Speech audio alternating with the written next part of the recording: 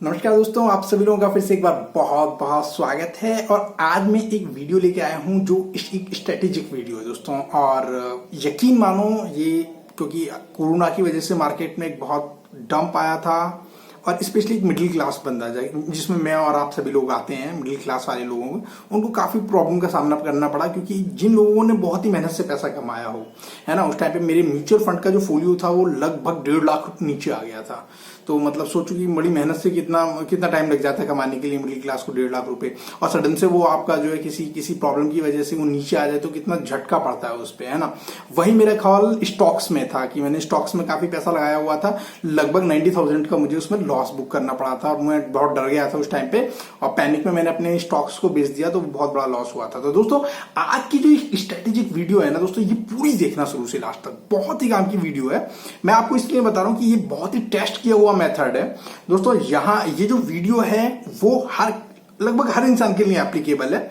चाहे आप 500 रुपए इन्वेस्ट करते हो या आप जो है 5 लाख करते हो, वो सारे लोग इसमें कवर हो जाएंगे। आपको समझ में आ जाएगा धीरे धीरे। तो पूरी वीडियो लास्ट तक देखिएगा, है ना। स्पेशली मैं आप लोगों को वो बताऊंगा जो प्रैक्टिकली मैंने किया है पिछले 3 महीनों में, है ना। कुछ भी ऐसा नहीं बताऊंगा कि मैं फेंक रहा हूं। तो आप लोग देखोगे तो समझ में आएगा, है ना। तो प्लीज लास्ट तक उसको कंटिन्यू कीजिएगा। मैंने पूरा लिस्ट बनाया है यहाँ पर, है ना। तो दोस्तों ये किन लोगों के लिए, पहले मैं टारगेट बता दूं ताकि आप लोगों का टाइम वेस्ट ना हो। ये उन लोगों के लिए है वीडियो जो लोग चाहते हैं कि उनका जो पैसा है वो एफडी से ज्यादा रिटर्न दे, है ना। आपको पता है कोविड-19 के सिचुएशन के बाद जो है स्टॉक्स एकदम बिल्कुल भर के नीचे गिर गए। आपके जो म्यूचुअल फंड्स थे वो नीचे गिर गए। म्यूचुअल फंड से ये मैंने सुना था, लेकिन मैंने देखा यार म्यूचुअल फंड ने तो मेरा मतलब बैंड बजा के रख दी। इतना जबरदस्त तरीके से म्यूचुअल फंड्स मेरे गिरे थे, है ना। तो उसके बाद म्यूचुअल फंड पे मेरा मतलब भरोसा बहुत कम हो गया। तब मुझे लगा भाई कार्तिक अब तो कुछ ऑल्टरनेटिव वे ढूंढना पड़ेगा, क्योंकि वो एक साथ इतना भर के नीचे गिरा और वो अभी तक मतलब मोस्ट ऑफ द मेरे म्यूचुअल फंड से अभी तक उठ नहीं पाए, 1-2 को छोड़ के, जिन्होंने बहुत अच्छा आउट परफॉर्म किया है। एटलीस्ट मुझे भी पता चल गया कौन से म्यूचुअल फंड सही है, कौन से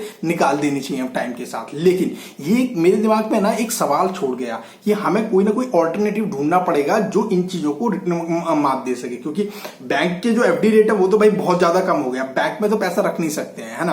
तो दोस्तों इस वीडियो में के 2 पात्र हैं। एक तो वो लोग जो बिल्कुल बिगनिंग में न्यू है, क्योंकि बहुत सारे लोग मुझसे इन्फ्लुएंस होके, मेरे छोटे भाई, मेरे दोस्त लोग जो है स्टार्टिंग में मार्केट में आए। तो वो लोग हैं जो बिल्कुल नहीं जानते, मार्केट में एकदम नए हैं। और दूसरे हैं कुछ जानते हैं जो म्यूचुअल फंड्स और स्टॉक्स के बारे में थोड़ा थोड़ा जानते हैं। तो मैं दोनों के पॉइंट ऑफ व्यू से स्ट्रेटेजी बताऊंगा। तो जो कुछ जानते हैं, थोड़ा बहुत जानते हैं, तो प्लीज तो लास्ट तक कंटिन्यू कीजिएगा तो आपको समझ में आ जाएगा कि मेरी स्ट्रेटेजी, और फिर उसको आप बैक टेस्ट करना, ठीक है ना। जो लोग नए हैं वो पूरी ध्यान से सुनना कि मैं क्या बोल रहा हूं और समझने की कोशिश करना दोस्तों।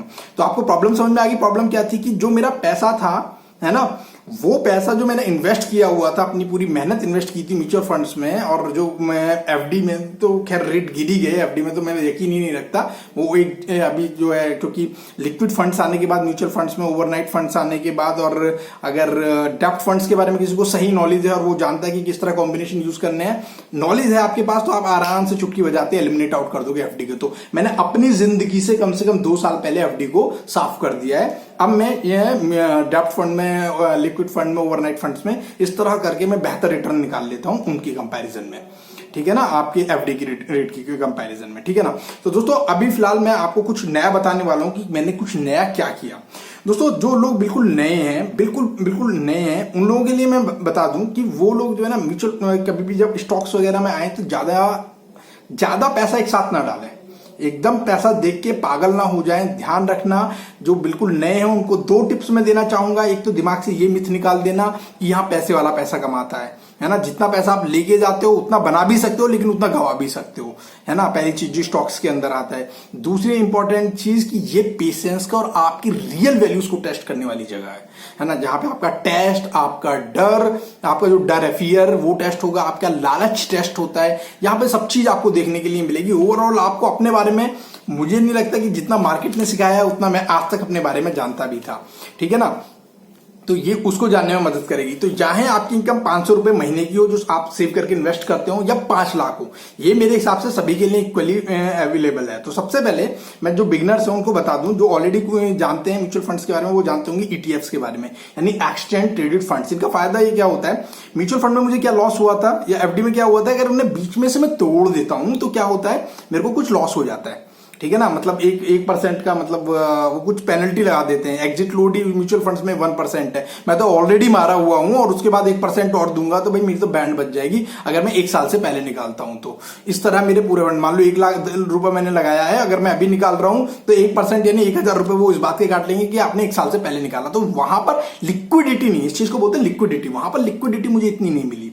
ठीक है ना। फिर उसके बाद मैंने जब स्टडी किया, क्योंकि मेरे दिमाग में अब ये चल रहा था कि किसी भी तरह मुझे इस चीज से बाहर आना है। एक तो ये जो वो लगता है आपका, है ना, एक तो वो जो काटते हैं पैसा, है ना, जो आपका कुछ पैसा म्यूचुअल फंड ना कुछ पैसा काटता है वहां पे, आपका मेंटेनेंस चार्ज काटता है कुछ, उसको आपके फोलियो को बनाने के लिए इतनी मेहनत करते हैं वो लोग, तो कुछ पैसा काटते हैं। और अगर एक टाइम के लिए वो मान के रखते हैं कि 1 साल के लिए आप इन्वेस्ट करो, सब अलग अलग करते हैं। कुछ जो है 7 दिन के लिए भी होता है, कुछ फ्री रखते हैं, एंट्री एग्जिट फ्री रखते हैं। तो ज्यादातर जो है ना 1 साल के लिए आपको बांध देते हैं कि आपने इन्वेस्ट कर दिया, 1 साल से पहले निकालोगे तो मैं उसमें से आपका 1% काट लूंगा। तो इस तरह ओवरऑल जो है मेरे को काफी नुकसान हो जाता है जब मैं लास्ट में म्यूचुअल फंड्स अपने पास अगर 1 साल से पहले निकाल लेता हूं तो फायदा कम और मेरे को रिटर्न काफी घट जाता है वहां पे उस केस में। तो एक कंसेप्ट मैंने स्टडी किया था उसी दौरान, मैंने एक वीडियो भी बनाई थी ETFs की। तो एक्सचेंज ट्रेडेड फंड, ये क्या होते हैं, इंडेक्स होता है। इंडेक्स का मतलब क्या है, निफ्टी 50।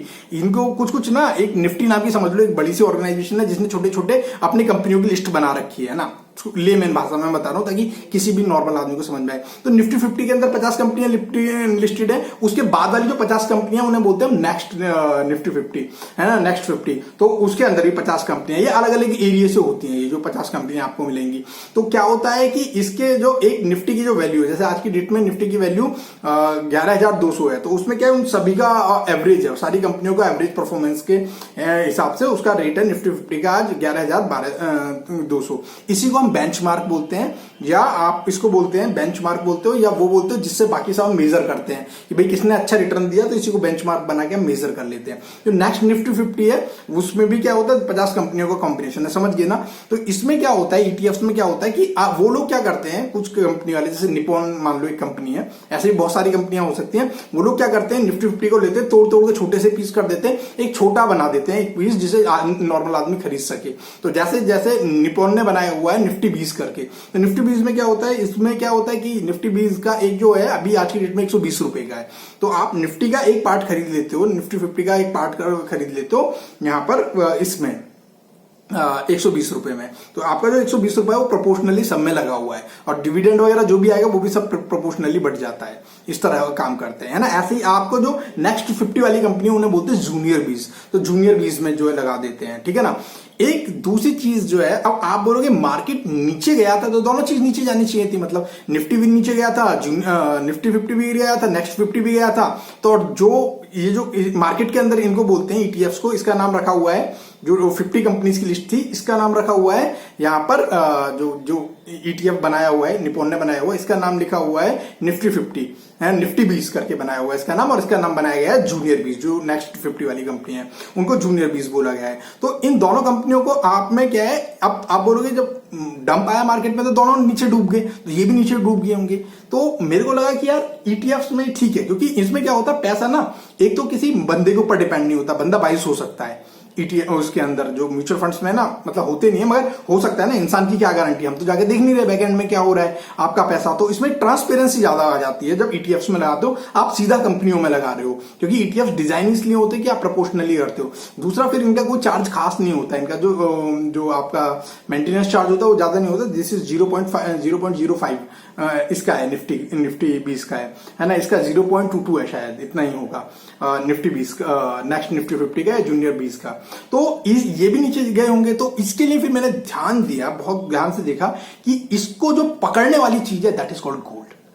देखना, जब जब मार्केट नीचे गया है गोल्ड ने ऊपर की तरफ बिहेवियर शो किया है, गोल्ड ऊपर की तरफ उठ के गया है। तो मैंने क्या किया, इसमें गोल्ड की भी मैं ETF को ले आया, और इसका मैंने एक कॉम्बिनेशन बनाया। दोस्तों ध्यान रखना, मैंने यहां पे जूनियर 20, निफ्टी 20 और गोल्ड 20, इन तीन की कॉम्बिनेशंस को बनाया, और इन तीन के कॉम्बिनेशंस को मैंने टेस्ट किया। पहले तो मैंने इसको ग्राफ पे टेस्ट किया, है ना, स्मॉल बॉक्स करके एक ऐप आती है ना, इसका स्क्रीनशॉट भी मैं आपके साथ शेयर कर दूंगा, ये देख लेना। तो इस पे मैंने टेस्ट करके कि बैकएंड पे क्या सच में इसने परफॉर्मेंस दिया। भाई साहब, कोविड के टाइम पे एकदम एक्सट्रीमली आउटस्टैंडिंग परफॉर्मेंस है इसकी, है ना।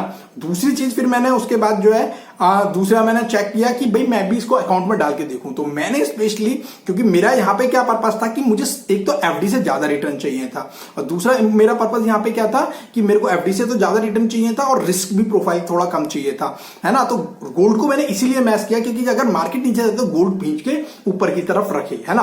और फिर उसके बाद क्या किया, इसमें मैंने अपनी मदर के पैसे को लगाया।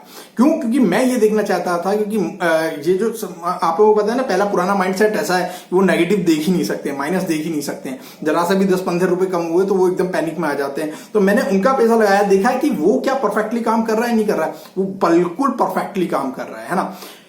मार्केट दोस्तों बहुत हद तक डिपेंड करता है कि कब आप घुस रहे हैं और कब बाहर आ रहे हैं। एंट्री और एग्जिट बहुत मैटर करती है। सपोज करो गोल्ड आपने 3 दिन पहले खरीदा होता तो वो आपको मिलता उसका जो एक बीज है, मतलब मैंने क्या है, निफ्टी गोल्ड बीज की जगह मैंने, क्योंकि निपॉन की जगह मैंने कोटक का कोटक गोल्ड ले रखा है, तो 486 का था, है ना, क्योंकि उसमें थोड़ा सा प्रपोर्शन ज्यादा है। गोल्ड बीज में आपको इसलिए बता दूं उसका प्रपोर्शन कम है, तो ये काफी सस्ता मिल जाएगा गोल्ड बीज आपको, ठीक है ना। तो वो जो है उसका जो था 188 था, उसके प्रोपोर्शनली डाउन होके कितना आ गया, वो आ गया आपका आज कल आया था वो 842 का, मतलब 50-60 रुपए 40 रुपए के आसपास नीचे गिर के आ गया 2 ही दिनों के अंदर। तो अगर जिसने परसों खरीदा होगा उससे तो आज महंगा लगेगा वो, और जो आज खरीदेगा उससे तो मजे आ जाएंगे, क्योंकि वो वापस से जंप करके अभी 460 चला गया, ठीक है ना। है ना, तो इसीलिए मैं बोल रहा हूं कि एंट्री और एग्जिट भी मैटर करती है। लेकिन अगर आप लॉन्ग टर्म के प्रोस्पेक्टस से देख रहे हो तो ज्यादा फर्क नहीं पड़ता। लॉन्ग टर्म का मतलब मेरा 5 साल और 10 साल से है, इतना पेशेंस आपको रखना पड़ेगा। तो यहां पर उस पैसे को आप डाल सकते हो जो लॉन्ग टर्म के पॉइंट ऑफ व्यू से, यहां पे डरना नहीं है, भागना नहीं है, बस धीरे धीरे थोड़ा थोड़ा इसके अंदर डालते रहना है। तो जो लोग बिगिनर है उन लोगों के लिए मैं बता रहा हूं, उन लोगों को क्या करना है, शुरू में टेस्ट करना आप, है ना। मैं तो टेस्ट कर चुका हूं सारी चीजें, अपने भी मैंने अपने करा, अपने जो है मैंने मदर का टेस्ट किया, मतलब उनके फोलियो में मैंने उसी तरह प्रोपोर्शन में डाले, है ना। और मैं आप लोगों को बोलता हूं कि आप क्या कीजिएगा, जो है एक एक सबका पहले परचेज कीजिएगा। एक जूनियर 20 परचेज कीजिएगा, एक निफ्टी 20 परचेज कीजिएगा, एक गोल्ड 20 परचेज कीजिएगा, है ना। और उनको परचेज करके एक एक खरीद लेगा। एक और ऑल्टरनेट मैं आपको दे रहा हूं, अगर खरीद सकते तो बैंक 20 और खरीद लेना एक टेस्ट के लिए, क्योंकि अभी बैंक सेक्टर बहुत नीचे है तो उसका सस्ता मिल रहा है ना उसका, है ना। अब उसके बाद क्या करना, ये ऑल्टरनेटिव है, मन करे तो ले लेना, नहीं करे तो मत लेना, मगर ये 3 कर लेना, जूनियर 20, निफ्टी 20 और गोल्ड 20, ये 3 करके कलेक्ट करना और उसको बैकएंड पे टेस्ट करना। जब उसको बैकएंड पे टेस्ट करोगे, थोड़े टाइम रख लोगे अपने पास, तो आपको समझ में आना शुरू हो जाएगा, हाँ कार्तिक सही कह रहा था, नहीं करा, एक एक करना, है ना। अगर कम से कम भी इन्वेस्टमेंट करोगे तो लगभग 400-500 आता है, तो वो भी कर सकते हो। आपके पास ज्यादा पैसा है वो भी कर सकते हो, क्योंकि अगर यहां पर आपका किसी एक कंपनी पर डिपेंड नहीं होता है। अगर यहां पे अगर आपका पैसा डुबाना है तो 50 की 50 कंपनियों को डूबना पड़ेगा, निफ्टी 50 की 50 की 50 कंपनियां डूबने का मतलब समझ रहे हो ना, इकोनॉमी की क्या हालत हो जाएगी। यहां पे निफ्टी 50 को, जो आगे निफ्टी कभी बनने वाली हैं, जो लाइन में खड़ी है, इनमें से कोई खराब परफॉर्मेंस करे वो उसको रिप्लेस कर देगा। यहां पे क्या है, टॉप 50 कंपनी है, एक जाएगा तो दूसरा आएगा। सपोज करो कल को रिलायंस ने कुछ गड़बड़ कर दी तो ये निकल के जाएगी, दूसरी आएगी। जिसका रिलायंस में पैसा लगा उसका डूब सकता है, लेकिन यहां पे निफ्टी 50 में क्या है, अगर एक जाएगा तो दूसरा आएगा, और 6 महीने में इसको अपडेट किया जाता है। तो बहुत ही काम की टिप है दोस्तों, ये उन लोगों के लिए जो नए हैं, ठीक है ना। और जो अब इससे पहले एक्सपेरिमेंट करना, एक एक लेके तीनों का एक एक प्रपोर्शन लेना, जूनियर 20, निफ्टी 20, गोल्ड 20 का।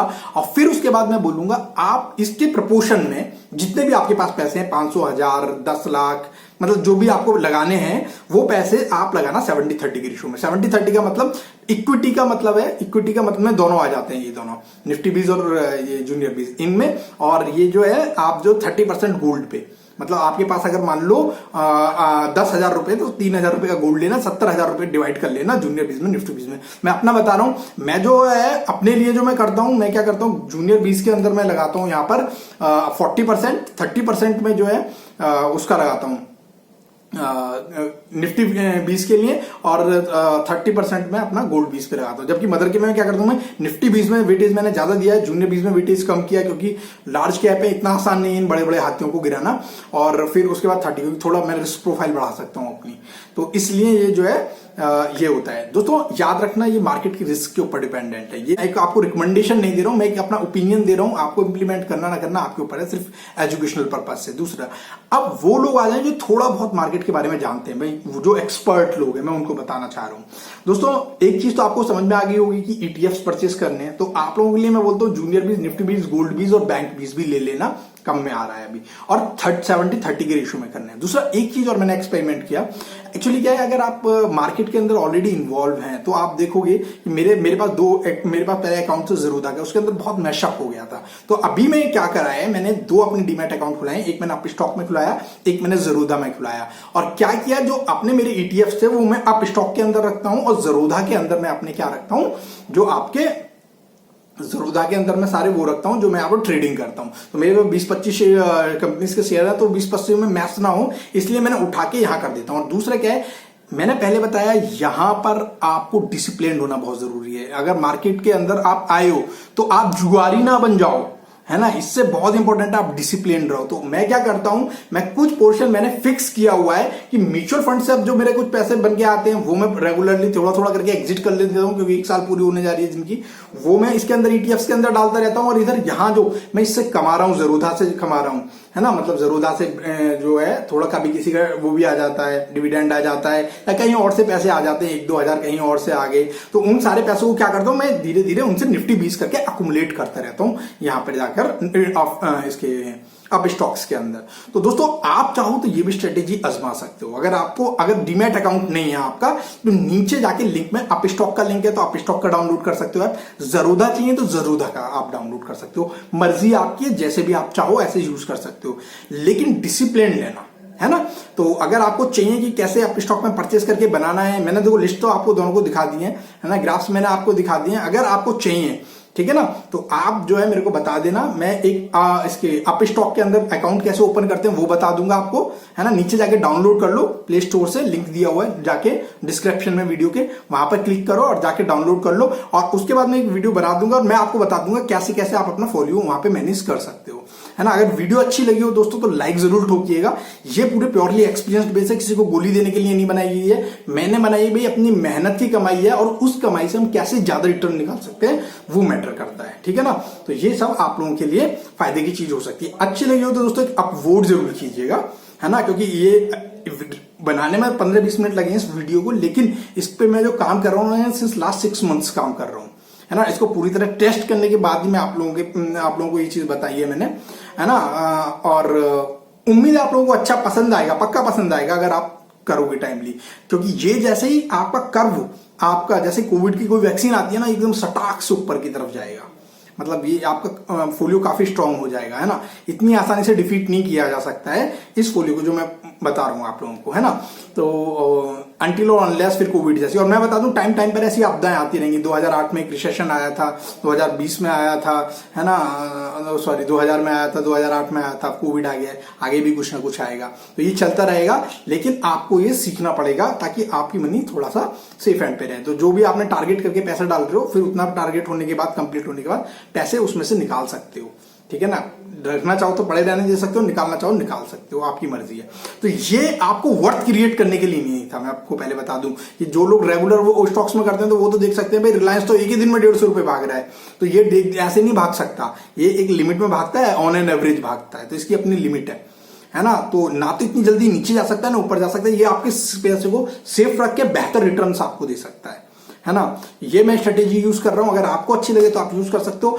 आपका कोई दोस्त अगर शेयर मार्केट में है तो उसको ये वीडियो जरूर शेयर करना, उसे जरूर बताना कि ये वीडियो सही है या नहीं है, उससे उसका ओपिनियन जरूर लेना। कुछ नया आपके पास खास ओपिनियन हो तो वो मुझे बताना, है ना। तो ये मेरी स्ट्रेटेजी थी, ये मेरे को सबसे बेहतर लगा और नाउ इन डेज बहुत ही अच्छे से वर्क कर रहा है। अगर अभी तक आपने लाइक और सब्सक्राइब नहीं किया ना, तो एक जल्दी से जाना हमारे इस पे सब्सक्राइब का बटन है, साथ में बेल दबा देना, ऊपर और आता है वो क्लिक कर देना, और आपके पास हमारी वीडियोस आती रहेंगी, सारी नोटिफिकेशंस आती रहेंगी। मैं इसी तरह की इंफॉर्मेटिव वीडियोस लाने की कोशिश करूंगा आप लोगों के पास में, है ना। बजाय ज्ञान देने के आपको बिना मतलब का ज्ञान, मैं ऐसी वीडियोस लाऊंगा जो आपको रियल लाइफ में पैसे में बनाने में आपको हेल्प करें। Thank you, bye.